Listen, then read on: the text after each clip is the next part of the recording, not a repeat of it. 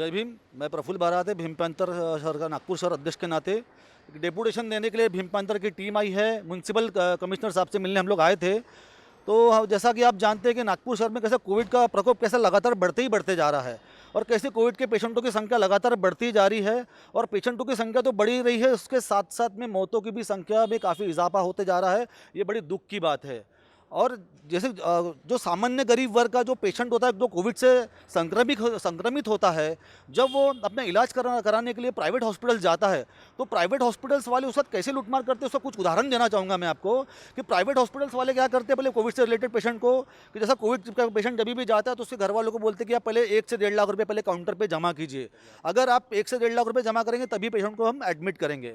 जब पेशेंट यहाँ वहाँ से कर्जा लेके उधारी करके जब 1 से 1.5 लाख रुपये जमाने का कोशिश करता है, उसमें थोड़ा समय हो जाता है तो प्राइवेट हॉस्पिटल वाले बोलते हैं कि अभी हमारे पास बेड खाली नहीं है, जो बेड था ऑक्यूपाई हो गया है, बेड अभी भर गया है, अभी आप कृपया करके आप हमारे हॉस्पिटल से दूसरे हॉस्पिटल चले जाइए, ये प्राइवेट में या सरकारी हॉस्पिटल चले जाइए।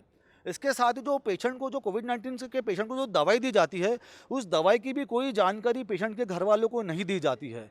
आप देखेंगे अभी कोरोना से कोई रिलेटेड भी दवाई अभी तक मार्केट में आई नहीं है, उसका 40-40, 50-50 हज़ार रुपये बिल प्राइवेट हॉस्पिटल वाले ले रहे हैं। जब घर वाले पेशेंट के घर वाले इस संबंध में पूछते हैं तो उनको उन लोग कोई जानकारी नहीं देते हैं।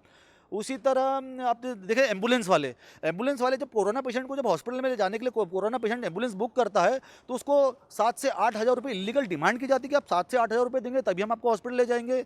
अब किसी तरह जब पेशेंट 7 से 8 हज़ार रुपये देने को तैयार हो जाता है तो उसमें भी ऑक्सीजन के 3.5 से 4 हज़ार रुपये एक्स्ट्रा मांगे जाते हैं। ये लूट मार की जा रही है। इस पर तरफ ध्यान प्रशासन की तरफ जब हमने बताया, प्रशासन को हमने बताया, आदरणीय सम्माननीय जोशी साहब को हमने जब उपायुक्त को बताया है तो उन्होंने इस पर ध्यान ही नहीं दिया। उन्होंने कहा जैसा चल रहा है चलने दो। यानी मैं क्या है, ये शासन प्रशासन, बीजेपी की सरकार है, यहाँ पे ये क्या कर रही है। बीजेपी की सरकार देखिए सर, एमपी में, यूपी में, जहाँ जहाँ बीजेपी की गवर्नमेंट है वहाँ आप देखिए वेंटिलेटर और जो भी कोविड-19 के जो इक्विपमेंट्स है उनके रेट ट्रिपल से चौबल होते जा रहे हैं। उसी तरह मुझे ऐसा लगता है कि नागपुर ये महानगर पालिका में जो भाजपा की सरकार है वो भी क्या निजी हॉस्पिटल को क्या मदद कर रही है क्या कि आप कोविड-19 के पेशेंट को लूटमार कीजिए, लूटिए, अपना घर भरिए, हमें कोई प्रॉब्लम नहीं है। जब इनकी कंप्लेंट संबंधित अधिकारी को करते तो संबंधित अधिकारी इस पर कोई ध्यान नहीं देता है। इसीलिए मुझे लगता है मुंडे साहब को भगाने के पीछे इनकी ही साजिश थी। जब मुंडे साहब गरीब आम जनता की मदद करते थे, उनके लिए जब हॉस्पिटल पे, जब उन्होंने ऑरेंज सिटी हॉस्पिटल पे, 7 स्टार हॉस्पिटल पर जब उन्होंने फाइन ठोका था, तभी उनकी चाल थी कि कैसे बीजेपी की यहाँ चाल थी कि कैसे मुंडे साहब यहाँ जाए और कैसे हम अपनी यहाँ मनमानी करें। तो यही मनमानी भी चल रही है। और आप देखिए जो महात्मा फुले जीवनदायी आरोग्य योजना है, इसका कोई भी फायदा गरीब जनता को मिल नहीं रहा है ना। और जो इंश्योरेंस का कार्ड है, जो हेल्थ इंश्योरेंस जो लोगों ने बना के रखे हैं, जब वो पेशेंट जब हॉस्पिटल जाता है और बोलता है कि मेरे पास भैया हेल्थ केयर कार्ड है, स्वास्थ्य इंश्योरेंस का मेरा कार्ड है, ये आप एक्सेप्ट कीजिए, तो उन लोग ऐसा कहते हैं कि नहीं ये चलता ही नहीं है, ये हमारे यहाँ चलता नहीं, उसको साइड में रखो, पहले आप पैसे जमा करो। तो इस पर कौन ध्यान देगा? ना शासन ध्यान दे रहा महाराष्ट्र का, ना प्रशासन ध्यान दे रही है। माननीय महाराष्ट्र के मुख्यमंत्री उद्धव ठाकरे जी से यह कहना चाहता हूं कि मुंबई के तर्ज पर नागपुर में भी जंबो हॉस्पिटल ओपन किया जाए, जिससे कोविड से 19 संक्रमित मरीजों को जल्द से जल्द इलाज हो सके।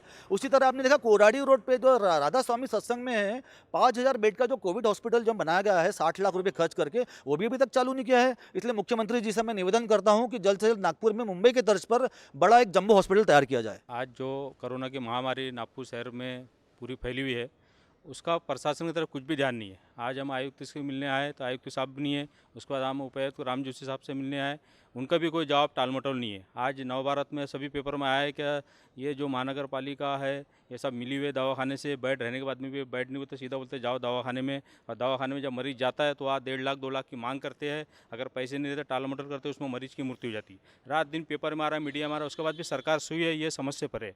हमारी आवाज़ चैनल से ये रिक्वेस्ट है कि आप ये आम पब्लिक को दिखाया जाए और इस पर उचित कार्रवाई की जाए।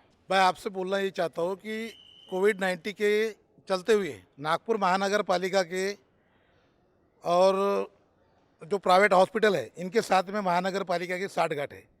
यहाँ के जो डॉक्टर है, डॉक्टर घंटावार, ये कोविड के मेन है यहाँ पे महानगर पालिका में, और इनका ही खुद का हॉस्पिटल धनतोली में है। ये यही के पेशेंट वहाँ भेजते हैं। तो नागपुर प्रशासन क्या कर रहा है? यानी हमारा ये बोलना है कि नागपुर महानगर पालिका के डॉक्टर और प्राइवेट डॉक्टर, इनसे तालमेल है, इनका आपस में मिली भगत है। और मैं माननीय आयुक्त साहब से ये बोलना चाहता हूँ कि सबसे पहले आप अपने नागपुर महानगर पालिका के डॉक्टर की चौकसी की जाए, उसके बाद में आप प्राइवेट की चौकसी करो, ठीक है।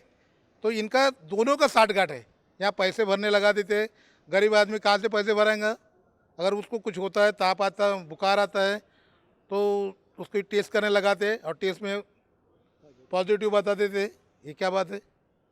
आज नागपुर शहर में या भारत में आज भी कोरोना के चपट से एक भी भिखारी, एक भी मजदूर नहीं मरा है। ये कोरोना शक के दायरे में है, 100% हम बोलते हैं। महानगर पालिका, नागपुर महानगर पालिका इसमें साठगांठ है, इसमें ध्यान देना चाहिए प्रशासन ने, ये हमारा मांग है।